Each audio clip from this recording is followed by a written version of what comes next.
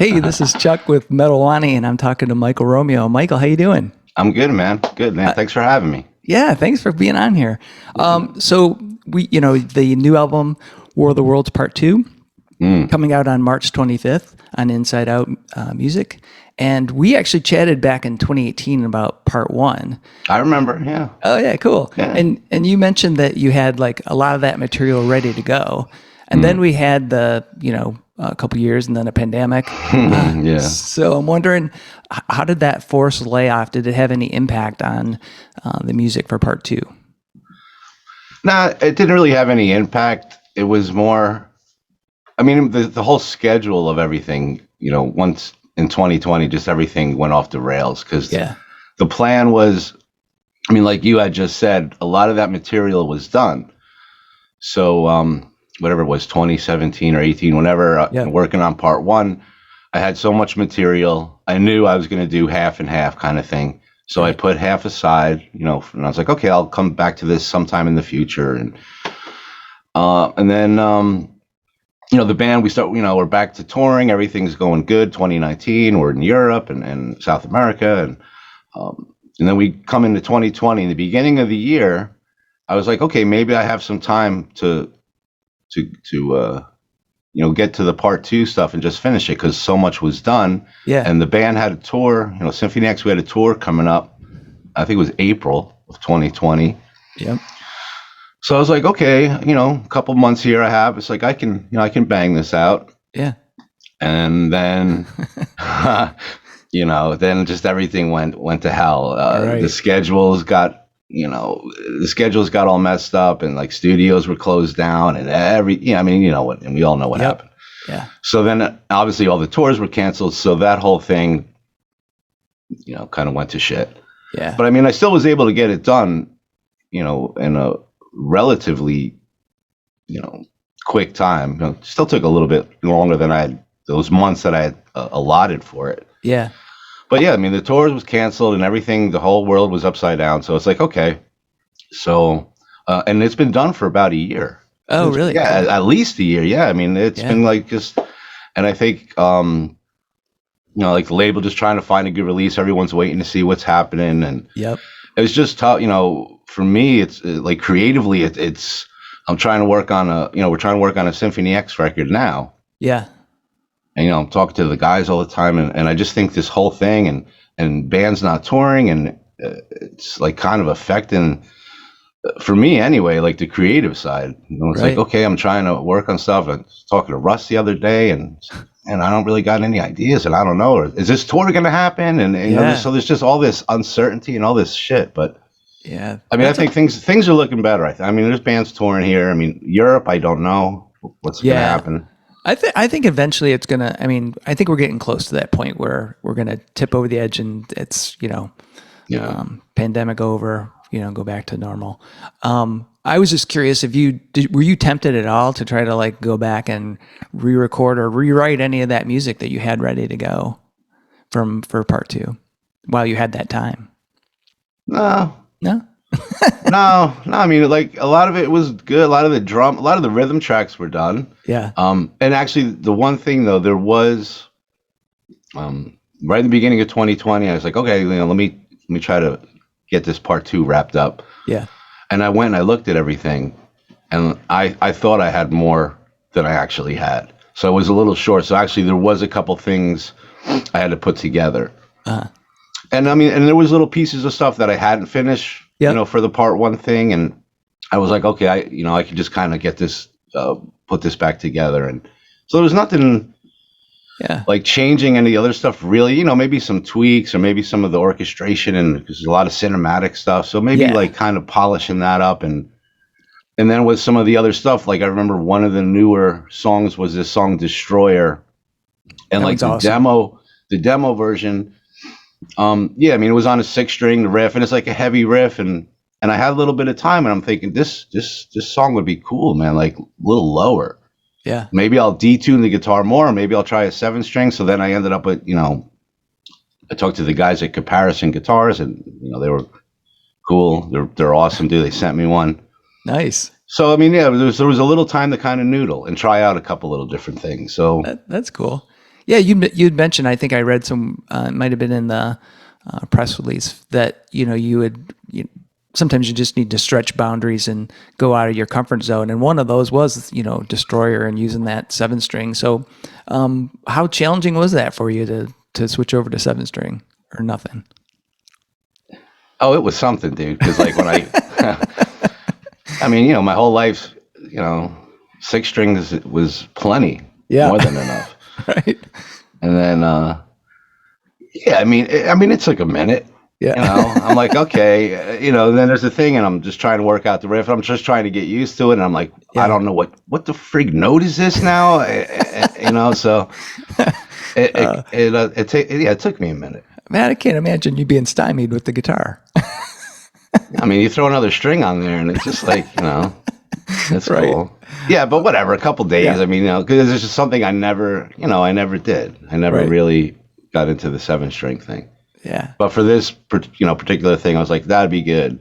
Cool. In the rhythm department, that just is a little meaner down there. Yeah, for sure. Definitely has a different tonal quality. So part 1, part 2, you had basically the same crew, with John DeSilvo and John Macaluso. DeServio, Macaluso.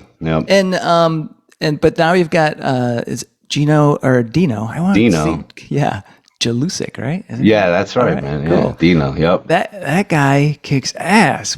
How did you end up hooking up with him? He's great, man. I mean, on part 1, it was a friend of mine. My buddy Rick. An unknown guy, and it was like, yeah, man, it was, just some friends hanging out. Yeah. And it was cool. And then for part 2, I knew it's like, okay, maybe I'll try someone different. And I even was thinking maybe I'll have a different singer on every song, that kind of thing. And, and I was like, nah, maybe that's not right. And then I'm thinking, who else can I get, and who else do I know? And then one day I was talking to Simone Milleroni, and he helps me, with all the mixing and mastering. He's my buddy with these solo records. So he's like, oh, I'll call my my friend Dino. Like, him and Dino are good friends. Oh, cool. And I had known a little bit about Dino. And he was like, oh, yeah, he would love to do it. So he put us in contact, and Dino was like, oh, yeah, dude, count me in. I'm good. So, just sending tracks back, and then he sending back some vocals. It's like, yeah, dude, this is like perfect. This is exactly what it needs to be. Yeah. It's awesome. He's got a really good range and that kind of that grittiness. Kind of reminded me a little bit of like Stu Block and Dio. It's kind of very cool. Okay, yeah. Yeah, awesome. So, what was I going to ask? Oh, so I know what my favorite songs are on War of the Worlds Part 2, but nobody really gives a shit what I think about that. No, I give a shit. I want to know, man. All right. Well, so mine is Hybrids. I think that's. Oh, all right. Yeah, fantastic. dude. Okay. Yeah. But what is your favorite song, and what makes it special for you? Wow, that's kind of tough because I mean, I like all of it. Yeah. I mean, everything's a little different. I mean, definitely Divide and Conquer. I love that just because it's like, there's that kind of busy riff, and it's just up tempo, and it's like the perfect opening track because the chorus is great and super heavy. Yeah, it's heavy, but you have this melody in the chorus, and Dino has some harmonies in there, and it's cool. Yeah. But then like a song like Destroyer, once I started tracking, in the 7-string, it's like, yeah, man, this is mean. Yeah. And then even with that song, it was like, since I had, kind of some time, it's like, okay, it has that Middle Eastern thing. Mm-hmm. So I was like, yeah, I could find some synth patch or some kind of sample library or something with some Middle Eastern sounds. And I was like, oh, you know what, man? I was like, screw it, man. I'll just buy some and kind of learn, Really? And that was another adventure because Awesome. It's like, I mean, if it has strings on it, I can kind of get it. I can kind of make some music with it. Yeah. So that's the Saz, right? Because I had to look up what that is because I was like, what the hell is this thing? Right? All right. Yeah, right.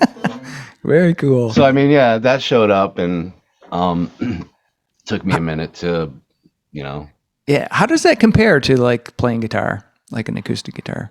I mean, the tuning is all different, and there's just, a weird amount of strings, but I mean, it's got strings and it has frets. So, you can interpret it. And it's not like it was like a big feature thing. It's more of like a texture thing. Yeah, no, for sure. Because you don't really. I mean, there are pieces in that song where you can pick it out. Yeah. But for the most And part, that's all. And that's all it needed to be. That's why it's like, I kind of have it good enough. Yeah. And I could track with it, and it's like this is fitting the part, and it's just like I said, adding that texture, and that's all it needed to do. It wasn't going to be like a Saz extravaganza solo piece. That ain't gonna happen. But that's probably that's definitely one of my favorites too. I mean, I like everything. I think everything's a little different. I love all the orchestral stuff and for a little bit of that cinematic and maybe John Williams or some Stravinsky or even some Danny Elfman and Zimmer. I mean, I like all those guys too. Right. Yeah. So No, it I definitely just think has. Yeah, I was sorry to interrupt. I was just gonna say it definitely has that cinematic quality like part one did. I was kind of wondering in that vein, like it is cinematic. Do you have favorite movies, soundtracks that Oh, dude. Yeah. Well, we could go for a long time on this. Well, throw out maybe like your top three, and what do you love about them? Oh, wow. That's like really hard. I mean, obviously, anything John Williams with, all those blockbuster movies and E.T. and Yeah. Indiana Jones and, of course, Star Wars and Jurassic Park, they're all really cool movies and they're like fun movies. But for me, it's like I'm always listening to the music. If I go to a movie, and especially if it's Williams, I'm always listening. But, I think the Star Wars music, and even as a kid, there was something about it. Yeah. There was something about that, and there was something about like Bernard Herrmann with some of those old, with the clay Cyclops and Jason and the Argonauts with the skeletons and that music, and I think that was Bernard Herrmann. Yeah. So even as a kid, I remember that music was like cool, and it's like otherworldly, and it always stuck with me. And then Star Wars, of course, seeing that when I was a kid, and it's just like, man, there's this, epic thing, and this music's just like, bam, right out of the gate. It's just like, oh, dude. Right. So I think that always stuck with me. So like all that stuff, it's all my favorite. It's all my favorite. There's just so much though. I mean, there's so much good. Has there been any like guys. Recent movies that you've been like, wow, that's really great soundtrack? Mortal Kombat. Oh, really? Awesome. Mm-hmm. Yeah, this latest, like from last year, I think it was. Yeah. I mean, the movie was good. I mean, it's a video game movie. Exactly. I still think it was well done. Right. But I remember watching it and paying attention to the music. And I was like, oh wow, there's some really cool.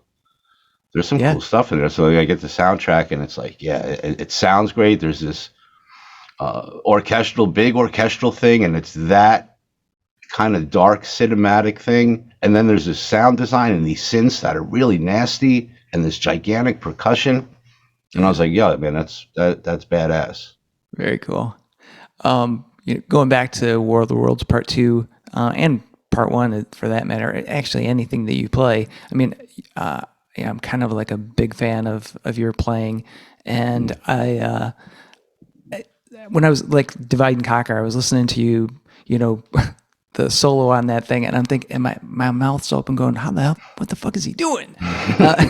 And I was curious, like, how do you craft those solos? Like, what's your process for putting that together? Because it's mind-blowing for me. No, that's a good question. I mean, I don't really have a formula. I mean, 90% of the time I'll just hit record. I'll just, dial up a sound, and it's like, okay, this feels good. And I'll just hit record. And yeah, I mean, the first one, there's always that 1 in a million time where it's like, oh shit, that's the one. But no, that doesn't happen too often.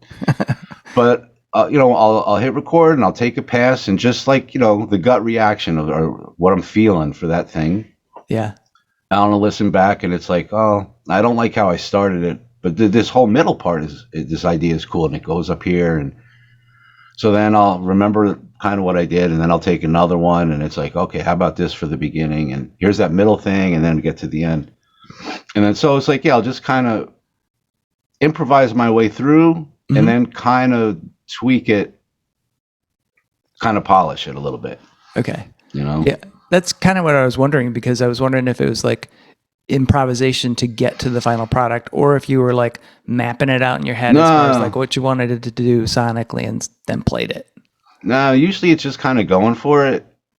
Very I mean, cool. there might be some things where you map it out where it's like, Yeah. okay, at the end, I know I want to have a whammy pedal. I want, wham, I want it to, jump up an octave at the end. Right. So like, it's like, okay, beforehand, I'll know that. So I'll plug it in and then I'll save that for the end. But usually it's just kind of playing and then refining it, just Yeah. kind of refining it. Cool. And then there's always that one that you get lucky, Wish it happened more often. Awesome. So you mentioned earlier, Symphony X was going to do their 25th anniversary was in 2020. Now it's Now it's might as well wait a couple 22nd. years and do 30 27th, yeah. But you guys are going on tour, I believe, in right? May With yeah. Haken. Yeah. Fingers crossed. I mean, I think here we're okay. I think things Yeah. are. I mean, there's bands out touring. It should be cool. Yeah. Canada now, I don't know what's going on, and like I said, Europe and some of these other places. It's Yeah. because we have some festivals in the summer over there. So I don't know yet. I have to kind of. So I'm so how- thinking it's still kind of far away. So I mean, I think things will be okay. yeah. Well, I was wondering how are you feeling about getting back on stage after such a long layoff? It's gonna be weird that first second on but then it's like yeah, dude, yeah. I mean, we're definitely we're all psyched. There's no doubt about Cool. it. Just because it's been so long, and it's like this Yeah. is what we do. Right. But then the whole thing, and even like we were saying before, it's like I'm trying to work on some ideas and talking to the guys about a new record, and again, just from not doing it for so long, like the last gig we had was like 2 years ago. Yeah. So it's like, okay, try to be all inspired and creative now. And it's just like, wow, it's just, it's taken a little longer than normal just because it feels so long ago, Yeah. But I think, yeah, man, the first show, it's like, it's going to be just weird for a split second. And then I'll be Right. like, yeah, right. This is, yeah, okay. Do you have any like pre-show rituals that you do? Things you always do before a show? Not really. Kind of hang out and Yeah. Cool. maybe warm up a little bit or, but no crazy. No Yeah. crazy kind of thing. No crystals or anything. No, none of that. Maybe a little bit of whiskey or something, but I don't have any kind of like routine or Cool. practicing all these things. It's like I'll warm up just like anyone else. Yeah. Yeah. Just to get ready.